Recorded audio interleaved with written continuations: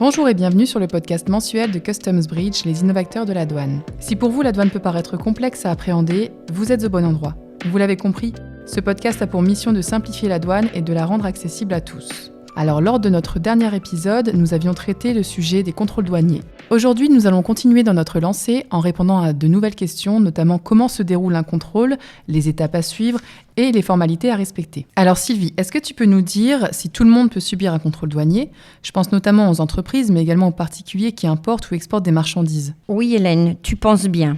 Effectivement, les importateurs, les exportateurs, qu'ils soient OEA ou pas, ils doivent obligatoirement s'y soumettre en répondant aux demandes des services douaniers dans les conditions prévues par le cadre juridique. Et vous avez aussi les détenteurs de certaines marchandises sensibles. Les contrôles, ils sont effectués essentiellement par les SRE et les bureaux de douane, par la DNRED ou le SNDJ au niveau national ou par la DGCCRF.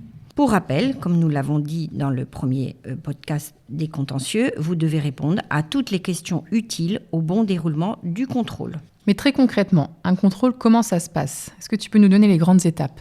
Il y a d'abord une phase de discussion, puis vient ensuite le procès-verbal de constat et ou le procès-verbal de saisie pour les produits contrefaits. Souvent lorsque l'infraction est justifiée dans l'immédiat. Pour le procès-verbal, motif, enjeux financiers, décision envisagée, un délai de 30 jours est possible pour présenter des observations. Selon les cas, les enquêteurs analyseront et émettront la notification d'infraction ou un complément d'enquête avec abandon partiel ou intégral. La notification, à noter qu'à la fin du contrôle, l'administration est obligée de nous adresser la fin du contrôle et les contraintes financières. Ils doivent par exemple fournir le montant des droits non éludés avant de mettre la notification, ce qui permet aux entreprises d'avoir le droit d'être entendues, et ce, notamment avant de mettre en place la phase suivante, qui est le procès-verbal de notification. Le procès-verbal de notification, soit l'administration engage directement des poursuites devant les tribunaux, ou soit on a 10 jours pour régler, soit on négocie un arrangement transactionnel, paiement des droits et taxes, et on accepte les pénalités. Attention, si dans les 10 jours suite à l'avis de paiement, il faut savoir que cet avis n'a pas de valeur juridique, et si on paye, on reconnaît la faute, et donc très difficile d'argumenter par la suite. En dernier lieu, on a ce qu'on appelle l'avis de mise en recouvrement, donc AMR, et selon l'article du Code, le délai pour respecter un avis de mise en recouvrement est de 3 ans à compter de la notification. Il faut donc savoir que l'on peut contester un AMR. Il faut tout de même savoir que l'AMR permet à l'administration douanière d'inscrire une hypothèque judiciaire sur les biens immobiliers du débiteur. En cas de rejet d'une demande de contestation, c'est le tribunal de grande instance qui décidera. Mais si on s'entend sur une transaction, cela doit se faire après l'émission de l'AMR et avant le jugement définitif. Alors, imaginons que je vienne d'être contrôlée. Quelles sont les étapes à suivre ? Qu'est-ce que je dois faire vraiment concrètement ? Je vous conseille de faire immédiatement un compte-rendu des visites des douaniers, d'informer votre manager, donc directeur financier, directeur juridique, fiscal, PDG de l'entreprise, d'analyser la situation et immédiatement définir un plan d'action corrective afin de montrer que cela ne se reproduira plus. Donc de bien préparer vos arguments de retour, de mettre en place un document de synthèse avec les risques encourus, les éléments positifs ou négatifs, et la position de l'administration. J'imagine que parfois ces contrôles entraînent des sanctions. En existe-t-il des différentes ? Est-ce qu'elles sont graduées en fonction de l'infraction peut-être ? Il faut noter que les infractions douanières se présentent sous la forme de faits sanctionnables. Mais le Code des douanes de l'Union ne prévoit pas de sanctions car elles relèvent de la compétence des États membres. Il faut noter également que la bonne ou mauvaise foi sont également prises en compte, de même que l'état de récidive ou non. Il faut savoir aussi que le montant des droits constitue le plus souvent l'un des principaux critères de détermination des sanctions. C'est pourquoi les constatations opérées lors des contrôles après dédouanement sur plusieurs années et sur un nombre élevé de déclarations sont généralement plus préjudiciables. Des sanctions peuvent être prononcées sur les marchandises prohibées, soumises à des obligations sanitaires, sécuritaires, des sanctions qui peuvent compromettre l'activité de l'entreprise, de ses dirigeants, des personnels auteurs des faits répréhensibles répréhensible. Des sanctions, donc on l'a vu aussi précédemment sur saisie de marchandises ou des moyens de transport, parfois décidées par le juge. Et d'autres sanctions importantes, surtout le statut du déclarant retiré provisoirement ou définitivement, et des sanctions sur le retrait de certaines procédures, domiciliées, simplifiées, certains régimes et j'en passe. Et si un procès-verbal est émis, quelles sont les formalités à respecter dans ce cas ?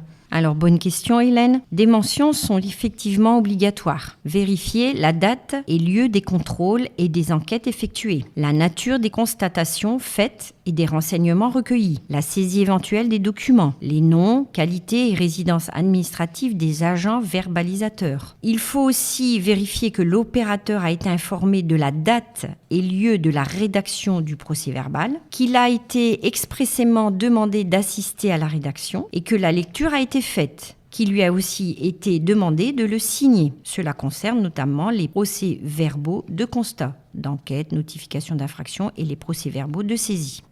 Et en cas de contestation, que doit-on faire ? Si je ne suis pas d'accord avec la décision rendue à la suite de ce contrôle, l'article 44 du Code des douanes de l'Union dispose que toute personne a le droit d'exercer un recours contre les décisions prises par les autorités douanières qui la concernent directement. De même, a le droit d'exercer un recours quiconque n'a pas obtenu de décision dans le délai imparti, à savoir 120 jours. Il est possible de se référer à la charte des contrôles douaniers, accessible sur le site de la douane. Il est possible aussi de faire un dépôt d'une requête auprès des responsables directoriaux du service des contrôles ou devant les tribunaux si l'administration, par exemple, a porté plainte. Vous pouvez également faire une action devant les juridictions nationales, administratives ou pénales, puis européennes. Et donc pour terminer, est-ce que tu as des conseils à adresser à nos auditeurs pour être un peu plus sereins face à un potentiel contrôle douanier ? Alors, quels conseils ? Eh bien, toute entreprise a intérêt à gérer en amont un contrôle. Pour ce faire, elle peut avoir l'aide d'un tiers. Elle peut pratiquer des sondages, par exemple, afin de s'assurer notamment des factures comptabilisées, des éléments en matière de la valeur en douane, des déclarations en douane, des frais facturés séparément, etc. Elle doit être constamment en veille auprès de ses acheteurs internationaux qui, comme dit dans nos précédents podcasts, connaissent leurs produits, leurs fournisseurs. Elle doit être en veille avec le service juridique sur tous les contrats. Elle doit sensibiliser son personnel et mettre en place des formations. Elle doit préciser les obligations des prestataires, notamment avec la mise en place de contrats très clairs. Et concernant le contrôle interne, il faut d'ailleurs noter que cet autocontrôle est prévu à l'article 39 du Code des douanes de l'UE pour l'obtention du statut OA, lequel, pour rappel, peut être retiré en cas de gravité sur un contrôle.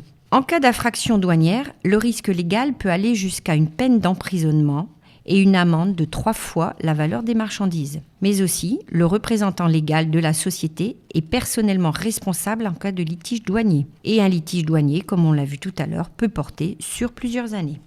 Et voilà, nous arrivons à la fin de cet épisode. J'espère que ce podcast vous a plu. N'hésitez pas à nous laisser des commentaires pour nous donner des idées de sujets que vous aimeriez que l'on aborde ou tout simplement pour nous dire ce que vous en avez pensé. Comme vous le savez, nous dédions cette thématique très opérationnelle à notre livre blanc et à l'occasion de sa diffusion, nous organisons un webinar courant décembre avec notre mentor Jean Sliwa, qui est un ancien contrôleur de la DGDDI et qui viendra nous exposer son expérience. En attendant, Sylvie et moi vous souhaitons un très bel été et on se retrouve en septembre pour de nouvelles aventures.